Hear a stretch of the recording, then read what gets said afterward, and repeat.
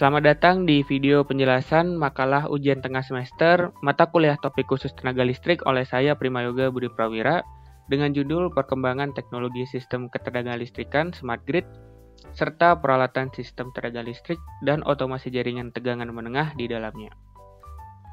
Jadi ini daftar konten dari video kali ini. Kita masuk ke pendahuluan. Jadi untuk latar belakang pembuatan makalah ini adalah perkembangan teknologi pembangkitan listrik. Kita tahu kalau sebagian pembangkitan listrik yang ada sekarang itu menggunakan bahan bakar fosil dan yang lainnya adalah menggunakan bahan bakar radioaktif. Nah, pembangkitan dengan cara seperti ini akan menghasilkan polusi lingkungan. Sehingga sekarang banyak dikembangkan teknologi pembangkit listrik dengan menggunakan energi atau sumber energi terbarukan. Nah, untuk mengimbangi perkembangan teknologi pembangkit ini, para ilmuwan juga mengembangkan jaringan yang cerdas untuk menghasilkan jaringan ketenagalistrikan yang lebih efisien. Kita masuk ke bab 2.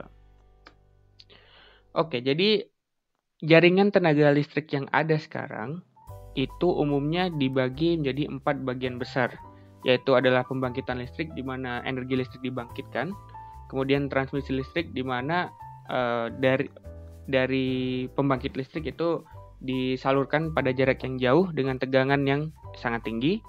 Kemudian distribusi itu dari transmisi ke konsumen. Nah, kalau dilihat dari diagram bisa kita lihat kalau pada jaringan ini itu hanya memungkinkan adanya satu arah aliran daya, yaitu dari pembangkitan listrik ke konsumen. Jadi konsumen tidak memiliki cara untuk membangkitkan listrik diri sendiri. Nah, sebaliknya, pada jaringan tenaga listrik cerdas itu mungkin adanya 2 atau lebih aliran daya, di mana jaringan ini dikendalikan oleh pengontrol sentral yang biasanya adalah merupakan komputer. Nah, yang penting pada jaringan ini adalah adanya communication line, di mana communication line ini digunakan untuk para komponen yang tadi jelaskan, itu ada power generation, transmission, distribution, dan konsumen, itu berkomunikasi satu sama lain, sehingga daya atau energi listrik yang disalurkan itu lebih efisien.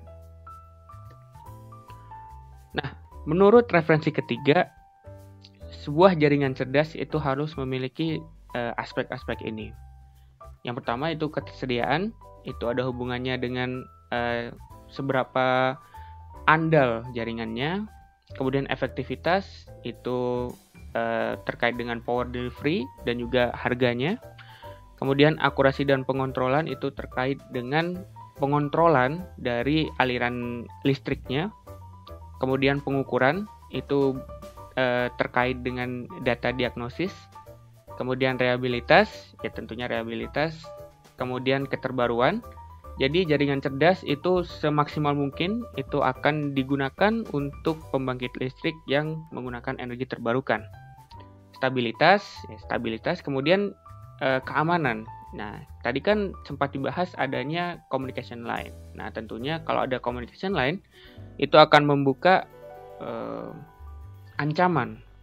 Nah, kita harus pastikan bahwa jaringan cerdas yang kita miliki itu aman.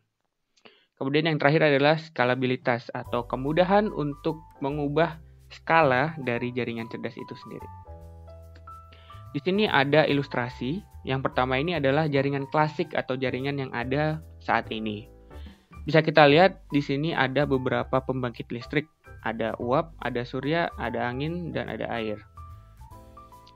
Keempat pembangkit ini itu hanya mensuplai ke jalur transmisi, dan para konsumen di sini ada komersil, ada industri, dan ada pemukiman itu hanya menerima dari jalur transmisi. Jadi tidak ada generasi listrik yang dilakukan oleh konsumen. Namun sebaliknya di sini adalah jaringan cerdas. Bisa kita lihat seluruh komponen dari jaringan itu berkomunikasi dengan sentral komputer.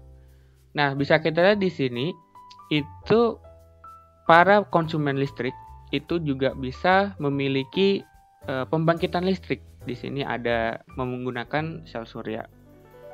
Nah, disinilah keuntungan dari jaringan cerdas. Jadi selain kita bisa menggunakan daya listrik dari pembangkit listrik, kita bisa mengenerasi listrik sendiri yang pastinya akan mengurangi biaya listrik.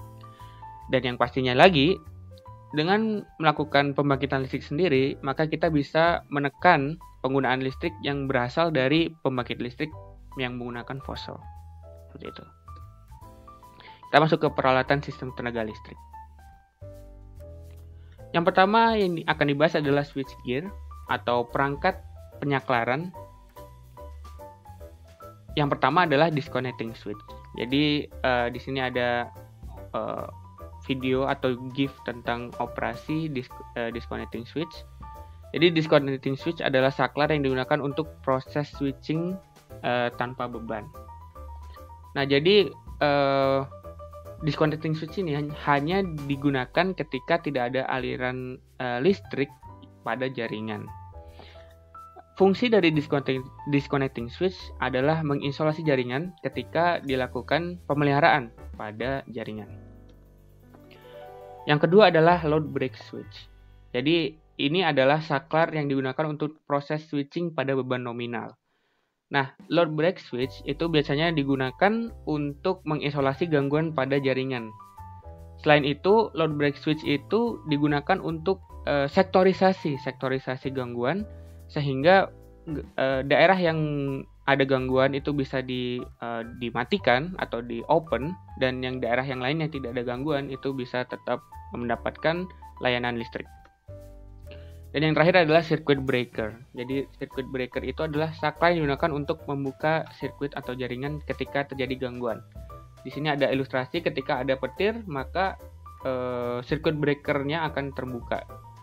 Nah, jadi circuit breaker itu bekerja sama dengan relay proteksi, dan apabila arus yang mengalir pada komponen tersebut itu melebihi threshold, maka CB akan trip. Nah, tadi ketiga switchgear tersebut itu adalah yang ada di jaringan sekarang. Namun di jaringan cerdas, switchgear tersebut akan tersentralisasi yang dinamakan intelligent switchgear. Karena sentralisasi dari switchgear ini itu terkontrol oleh sebuah relay yang berbasis microcontroller. Selain itu, di sini juga digunakan beberapa sensor-sensor yang digunakan untuk diagnosa supaya mempermudah perawatan preventif dan korektif. Kita masuk ke voltage regulator atau pengaturan tegangan. Jadi yang pertama adalah AVR atau Automatic Voltage Regulator. Jadi simpelnya perangkat ini itu digunakan untuk menstabilkan tegangan. Contohnya di sini tegangan inputnya itu berkisar dari 20% sampai min 40%. Ketika melewati AVR ini, outputnya itu akan memiliki rentang dari 10 sampai min 15 saja. Jadi jenis AVR ada dua, yaitu satu fase dan tiga fase. Nah, sesuai namanya, satu fase digunakan untuk jaringan listrik yang memiliki satu fase, dan yang tiga fase digunakan untuk jaringan listrik yang memiliki tiga fase.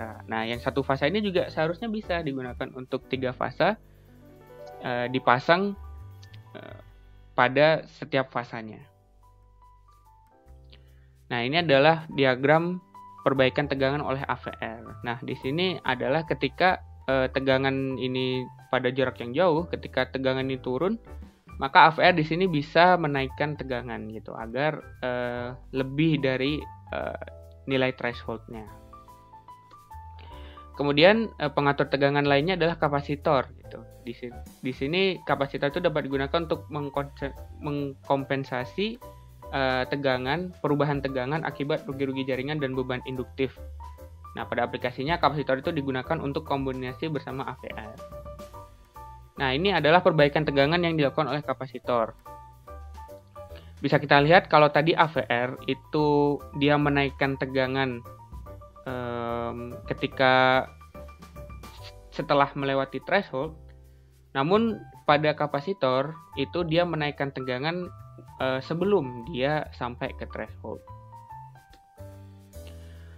Nah, Nah, sama seperti yang tadi intelligent switchgear, untuk pengatur tegangan pada jaringan cerdas itu juga akan dikontrol oleh sebuah komputer dengan menggunakan perangkat lunak bernama IVCC. Nah, kita masuk perangkat yang terakhir, yaitu adalah SCADA atau Supervisory Control and Data Acquisition. Jadi sesuai namanya, jadi sistem ini itu digunakan untuk mengontrol dan mengambil data dari seluruh komponen yang ada di jaringan pada sebuah komputer pengontrol inti yang ada di lain tempat atau remote. Nah, pada bagian besarnya itu SCADA dibagi menjadi 3, yaitu ada master station atau bagian komputer yang digunakan untuk mengontrol. Kemudian ada remote station, yaitu adalah sebuah microcontroller atau komputer juga yang berada pada lokasi pengontrolan. Nah, jadi remote station ini akan terhubung langsung dengan aktuator, kemudian sensor yang ada di lapangan. Kemudian ada sistem komunikasi yang menghubungkan antara master station dan remote station. Untuk sistem komunikasi itu banyak, ada yang bisa menggunakan radio, ada yang menggunakan fiber optik, dan ada yang menggunakan kabel Ethernet. Jadi kesimpulannya, jaringan cerdas adalah jaringan ketegangan-listrikan yang memungkinkan aliran daya lebih dari 2 arah. Tadi nggak cuma dari pembangkit ke konsumen aja. Kemudian jaringan kelistrikan menengah itu komponennya ada switchgear yang digunakan untuk pensaklaran dan pengontrol tegangan yang digunakan untuk mengatur tegangan. Pada jaringan cerdas, itu komponen kelistrikan akan tersentralisir dan terkoneksi dengan sebuah mikroprosesor yang menghasilkan fungsi cerdas dan juga bisa melakukan diagnosa jaringan atau yang kita kenal tadi sebagai SCADA. Nah, yang keempat, penggunaan energi bersih itu akan mengurangi polusi lingkungan yang dihasilkan dalam pembangkitan listrik dengan bakar fosil. Dan yang terakhir, penggunaan jaringan cerdas akan mempermudah operasi serta perawatan pada sistem kelistrikan yang sudah ada, serta memungkinkan penggunaan pembangkit listrik terbarukan yang notabene itu skalanya mikro, itu bisa diaplikasikan secara masif. Ini referensi yang digunakan pada makalah ini.